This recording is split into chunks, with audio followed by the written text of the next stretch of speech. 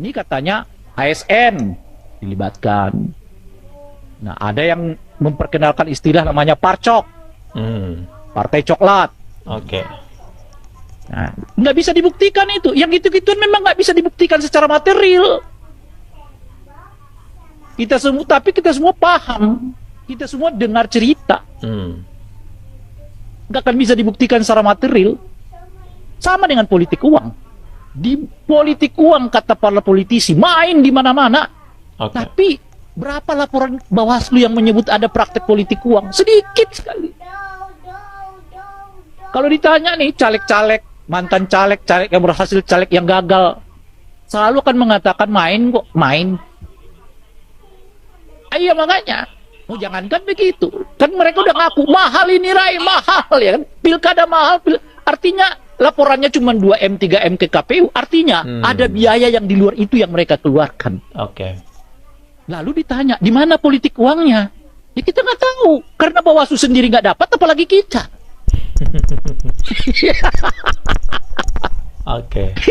Tapi semua orang kita percaya politik uangnya terjadi. Ada di mana-mana. Itu sama seperti MK nggak bisa membuktikan ada bansos yang menguntungkan capres tertentu. Karena dia karena MK-nya mau melihat ada WA-nya nggak. Iya, WA yang mengatakan bahwa bansos ini tolong disebarkan sambil mengiklankan, mempromosikan paslon si Anu. Ya, di mana-mana lo nggak bakal dapat. Atau tiba-tiba ada videonya penyebaran bansos, tolong ya ini bansos ini datang dari anu yang tolong dipilih gitu. Di mana-mana nggak akan ada. Oleh berdasarkan itu MK mengatakan nggak terbukti nih bahwa bansos itu menguntungkan paslon tertentu. Sampai kapanpun nggak akan bisa dibuktikan. Sama seperti parcok ini. Sampai kapanpun akan sulit dibuktikan bahwa ada aparat tertentu untuk. Tapi kan kita mendengar cerita tiba-tiba kepala desa dipanggil, lurah dipanggil, tokoh-tokoh dipanggil. Dalam kultur politik Indonesia, Anda dipanggil polisi itu psikologiknya udah beda. Gitu. Psikologinya itu udah beda. Nggak perlu polisi mengatakan, dukung itu ya. Lu udah tahu kemana arahnya gitu. Nah sekarang misalnya kita tanya Pak Polisi, dari sekian banyak yang kita dengar dipanggil waktu ini, kan ada laporan jurnalistiknya kayak yang menyebutkan kepala-kepala desa berdasarkan laporan jurnalistik itu kasusnya berapa yang sudah naik ke atas dan berapa yang belum. Nggak bisa dibuktikan Pak. Ini hari ini kita dengar MKD akan manggil anggota DPR besok ya. Untuk disidang di MKD karena dia menyebut keterlibatan aparat yang sebagainya. DPR-nya sendiri belum buktikan apakah benar aparat nggak terlibat atau tidak. Mereka udah panggil orang yang memberi pernyataan bahwa aparat terlibat di dalam pemilu dan pilkada kita. Mestinya itu laporan dari DPR yang dibahas oleh DPR, dibuktikan di persidangan-persidangan DPR. Bukan orangnya dipanggil. Anda menyebarkan hoak, misalnya begitu ya. Berdasarkan apa dia menyebarkan hoak? Karena belum pernah dibuktikan kok. Mekanisme pembuktiannya ya di DPR itu. Betul ya. Melalui Komisi 3. Gitu. Dan apa? DPR menurut saya setidaknya memberi sumbangsih makin menakutkan bagi orang untuk bersuara. Anggota DPR aja bisa dipanggil, apalagi kita. Kan kira-kira begitu tuh. Anggota DPR loh. Betul yang dilindungi oleh undang-undang berbicara untuk berbicara. Pernyataan. Itu bisa dipanggil meskipun dasarnya sidang etik. Karena ada dugaan hoax. Gimana bisa membuktikan bahwa pernyataan dia hoax itu? Karena DPR-nya sendiri nggak pernah membuktikan bahwa peristiwa itu terjadi atau tidak terjadi. Kan mestinya itu menjadi masukan bagi DPR. Lalu dipanggillah DPR itu di sidang. Di rapat-rapat komisi. Panggil polisinya. Adu data di situ. Gitu. Tapi kalau udah main begitu-begituan, cepat. DPR kita ini manggil. Gitu. Jadi ada adigium yang berkembang sekarang ini, semua hal boleh. Ya, halo teman-teman, selamat datang lagi di channel ini. Salam inspirasi, salam NKRI, harga mati. Ya, baru saja kita mendengarkan penyampaian yang begitu tegas, lugas, dan jelas. Dan saya rasa kita sudah memahami ya bagaimana penyampaian demi penyampaian yang disampaikan oleh Ray Rangkuti ya terkait Parcok ya, Partai Coklat, yang diduga ini adalah ulah dari oknum-oknum aparat kepolisian, dan di belakang Parcok ini ada dugaan kuat Jokowi yang mengendalikan. Nah, tentu memang ini menjadi sebuah pro dan kontra di tengah-tengah masyarakat pada umumnya. Kalau kita melihat di pilkada sangat dahsyat sekali dugaan keterlibatan Partai Coklat itu untuk memenangkan salah satu kontestan atau kandidat yang mencalonkan sebagai calon kepala daerah di setiap daerah yang ada. Dan tentu bagi para mereka yang mencalonkan atau bagi partai yang mengusung calon pemimpin di setiap daerah yang ada, yang memang notabene kalau kita melihat tidak terlibat dengan Parcok ini gitu ya, justru ini menjadi sebuah kontestasi yang tidak fair, yang tidak bersih dan tidak jujur dan tak adil kalau kita melihat situasi ini. Nah, memang pada pilkada marak sekali kalau ada dugaan-dugaan kecurangan seperti intimidasi, intervensi, politisasi bansos, pengerahan aparat, sampai tadi parcok-parcok yang terlibat di dalamnya. Nah, tetapi saya percaya bagaimana nanti persoalan-persoalan ini bisa dibereskan dan bisa dituntaskan oleh Presiden yang baru, Presiden Republik Indonesia, Bapak Prabowo Subianto.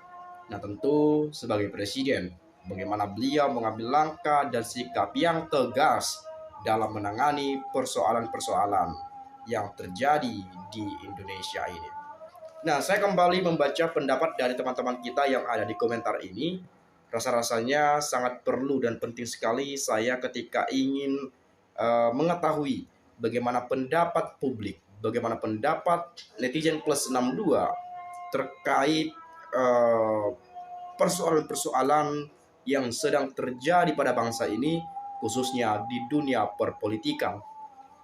Saya melihat dari Endang Widati, daya rusaknya dahsyat sekali, namun pendukungnya juga dahsyat sekali. Itu disebabkan karena mereka itu juga ikut menikmati hasil dari kerusakan yang dilakukan oleh Mulyono. Nah, ini saya yang gak habis pikir bagaimana saya melihat bahwa ini ada dua sudut pandang yang berbeda. Mungkin di kubu sebelah bukan membelah ya, tapi membela Pak Jokowi dan seterusnya. Dan mungkin di kubu sebelahnya lagi tidak membenarkan apa yang dilakukan oleh Presiden Jokowi, Pak Jokowi ya, Presiden ke-7. Dan macam-macam hal lainnya, pendapat-pendapat yang kita temukan dan yang kita dengar. Jadi ini menjadi sebuah pertanyaan besar dari masyarakat terhadap mereka-mereka yang sedang berkuasa atau pejabat publik atau yang pernah menjadi pejabat publik atau apa dan seterusnya gitu ya. Ini siapa yang benar, siapa yang salah? Si A atau si B, kubu ini atau kubu yang itu? Karena ini ada pandangan yang berbeda dari pendukung-pendukung mungkin di kubu sebelah dan di kubu sebelahnya ini kan berbeda pendapat. Jadi bagaimana publik, bagaimana masyarakat dapat menerima informasi bahwa sebetulnya bagaimana kejelasan dan kebenaran yang terjadi. Yang diperdebatkan kita melihat bahwa banyak sekali pembahasan-pembatasan, perdebatan, penyampaian demi penyampaian dari para politisi, pengamat politik, hukum tata negara, dan seterusnya terkait persoalan-persoalan ini. Ada yang membantah, ada yang membenarkan. Jadi saling bantah-membantah. Jadi saya rasa ini menjadi sebuah pelajaran penting kepada kita anak-anak muda, lebih tepatnya bagaimana kita dapat melihat seputar informasi yang beredar. Eh, Kalau berbicara mengenai politik mungkin tak kunjung usai dan tak ada habisnya, pasti terus-menerus berkelanjutan.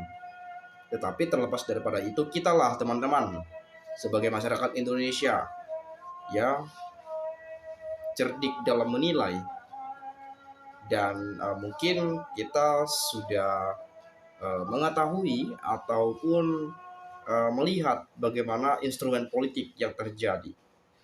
Jadi saya rasa teman-teman, saya dan mungkin Bapak Ibu, teman-teman pemirsa semualah yang bisa menilai mana yang baik dan mana yang buruk, mana yang salah dan mana yang benar. Kalau kita berharap untuk menerima informasi persoalan ini, siapa yang benar dan siapa yang salah, saya rasa lama penantian ini akan tiba. Banyak komentar saya temukan, adili Jokowi, ya. Ada penyampaian-penyampaian dari banyak masyarakat, copot atau Pak Prabowo ganti orang-orangnya Jokowi. Macam-macam ya, macam-macam. Oke, kemudian coba kita scroll ke bawah. Oke, dari Bulda ya. Saya melihat di sini, inilah kebodohan kita pilih pemimpin. Rakyat masih saja lemah iman jika disuap bansos. Semoga tahun 2029 nanti kita benar-benar tepat pilih presiden, pilih jaksa agung, pilih Kapolri. Sungguh negeri bergejels. Alhamdulillah doaku terkabul.